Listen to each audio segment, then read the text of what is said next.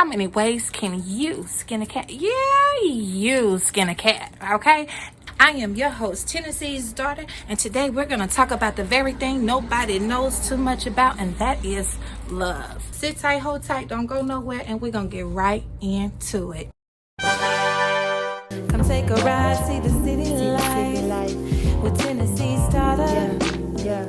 We gon' talk about everything in life, even the after. Who am I? I'm Tennessee's daughter. Who am I? I'm Tennessee's daughter. Yeah. I'm just a good old country girl.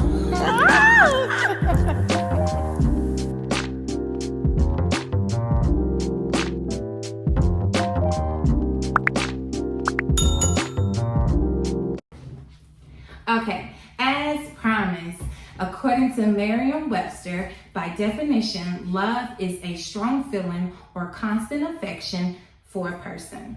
Now, you have to be very careful with love. One moment you think you're loving somebody, and when you give people examples of the love that you feel, they say, oh, you're just lusting. Lust is more of, like you're fantasizing about a person. You don't really know how to receive them. Love is one of those things where even if things don't work out between the two of you guys, you're always supported. That's how you know a person loves you. My favorite human in the whole world, shout out to her, I love her so much. She tells me often, she says, there's nothing that you can do or say that would make me love you any less. And that is supported by way of action. For many years, whether it's me showing her or she showing me, we're very consistent with the way we love each other. We make sure we know that somebody's thinking of somebody. It's one of those things where we are bouncing the ball back and forth in a healthy rhythm. Nobody falls off for too long without letting the other person know, hey, look, I hadn't seen you, hadn't laid eyes on you, but I'm thinking of you. That's the type of love we all should aspire to have, whether it be a universal love for all people, whether it be a relationship where we're constantly reminding our spouses or significant others that we love them, whether it's a relationship between a mother and child, father and child, brother, sister, aunt or cousin, niece or nephew. We must divulge in that action, showing them, supporting them, being present, sacrificing. Sacrifice is a big thing. We'll talk about that another time. But sticking to the script of love, we have the love from parent to child. That love can be strained, which could also cause future traumas or problems in a person's relationship with their significant other because they hadn't dealt with the lack thereof of that love from a childhood. So you have to be cautious when you're dealing with somebody, and you have to know who you're dealing with, because if nobody is willing to go through that therapeutic moment when you're getting to know each other, then there is reason and alarm for pause. You have to stop and say, okay, wait a minute. I know I'm willing to deal with the things that I've dealt with in my childhood when I was, I didn't learn about love or the proper way to show or tell somebody you love them. So I'm willing to do that. But if this person isn't willing to do the same, then you have to take that into account and say, okay, I can't raise you, but I can shape you. And if you won't give me access to shape you, where are we going? It doesn't matter how much you love a person. What matters is, do you guys love each other? And is it on the same vibrational level? You really, really need to start with yourself. Some people say, oh, I know what love is, and you don't know how to love me right, and yada, yada, yada. Well, if you were loving you right, then you would know this person wasn't loving you right. You take a moment, you step back, and you allow that person time to do what they need to do. Now, this doesn't necessarily mean that they need to be next to you while they get themselves together, because we know that they can bring you all the way down. You need to allow them to respect your boundaries, create those boundaries. It's not saying you can't be friends. Let's just say pause. You go and figure out where I fit in, and we'll go from there. But you have to let people be who they are. And that is number one for me. Another thing about love is when you love somebody, you have to know when to let go. that's the toughest decision that you'll ever have to come up with. When do I stop assisting? When do I stop helping? Because sometimes you're getting in the way of their natural growth and development, because you keep saving them from things that they need to experience so that they know how to navigate through it. Same thing.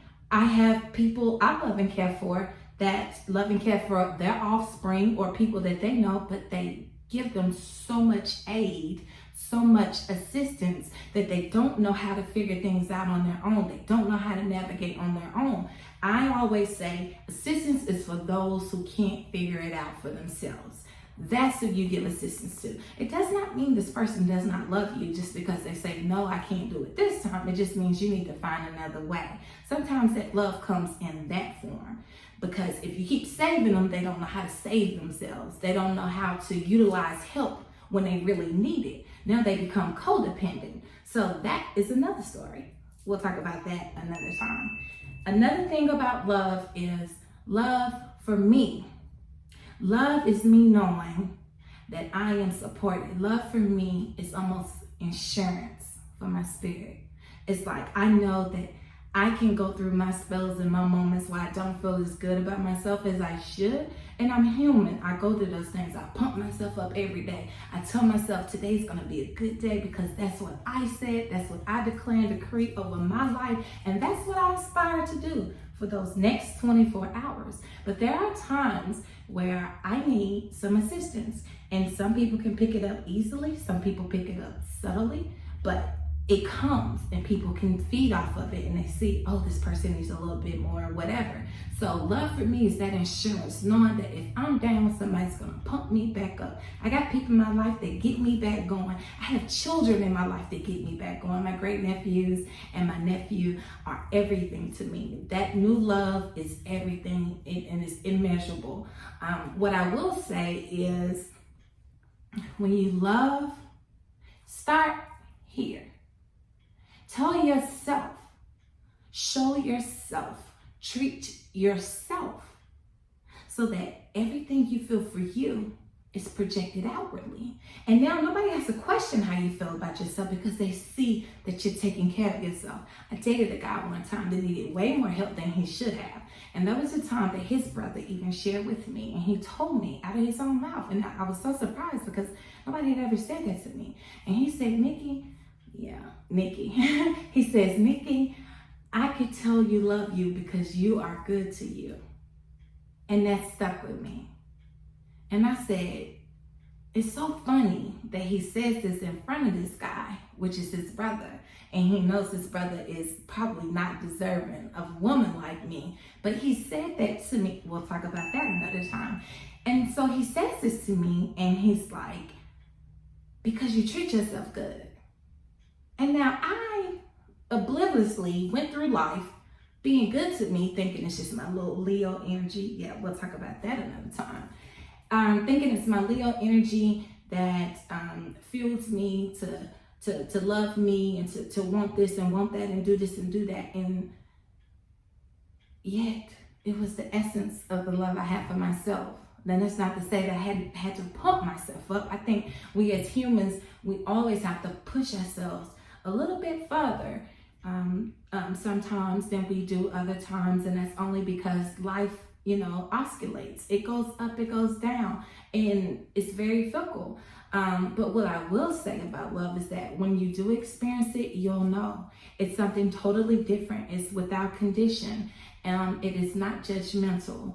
It does not boast, which is in the Bible. Good book, by the way. And it encourages on the level of reassurance and not one of those manipulative, tactics that a lot of people use, especially narcissists, which we'll talk about that another time. And so when we talk about love, you start in, you give it out, you show people, remind people how to love themselves, how to feel good about themselves based on the conversations that they share with you. Because a lot of people open up to you when you're being yourself. That's one thing that I've learned. And so to experience love is to actually experience life. And that itself is something so grandiose that everybody should aspire to receive that level of affection You don't force it though. It's a natural thing. It comes naturally. And so for me, I may not be in love with anybody right now, but there are people in my life that I love. I love them genuinely. And as my cousin would say, there's nothing that you could do or say that would make me love you any less. And that's how I feel about them. So I hope you guys have enjoyed my little chit chat about love. We're going to talk a little bit more about a whole lot of stuff. So stay with me and understand that this is only the beginning. I am Tennessee's daughter, and I am here to help you help me in that order.